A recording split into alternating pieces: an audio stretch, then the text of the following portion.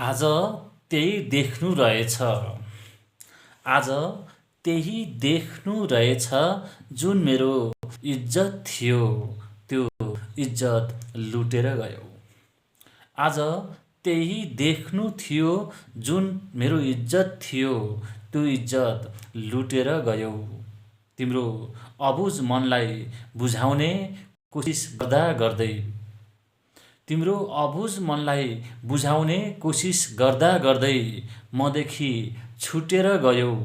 आज त्यही देख्नु रहेछ जुन मेरो इज्जत थियो त्यो इज्जत लुटेर गयो। नमस्कार, साहित्य घरको कुनामा आज रीतिका सेन ठकुरीले पठाउनु भएको भावना प्रस्तुत गरिरहेको छु। आज त्यही देख्नु रहेछ जुन मेरो इज्जत थियो त्यो इज्जत लुटेर गयो। तिम्रो अबुझ मनलाई बुझाउने कोसिस गर्दा गर्दै मदेखि छुटेर गयो। आज त्यही देख्नु रहेछ जुन मेरो इज्जत थियो त्यो इज्जत लुटेर गयो। थाहा छ मलाई तिम्रो साथ पाउँदिन।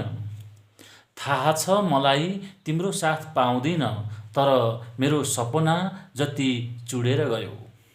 थाहा छ मलाई तिम्रो साथ पाउँदिन, तर मेरो सपना जति चुडेर गयो। मिठा शब्दले बयान गर्दा गर्दै पनि के कारणले आफै टुटेर गयो। थाहा छ मलाई तिम्रो साथ पाउँदिन, तर मेरो सपना जति चुडेर गयो। हर दुःख सुख तिमीसँग भरेको थिएँ। हर दुःख सुख तिमीसँग भरेको थिएँ, तर तिमी भुलेर गयौ।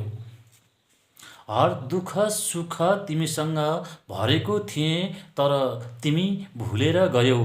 मेरो साथमा केही नराखी भिखारी बनाई आज चुटेर गयौ।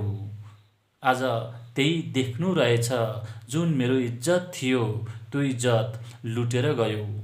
मेरो साथमा केही नराखी भिखारी बनाई आज चुटेर गयौ।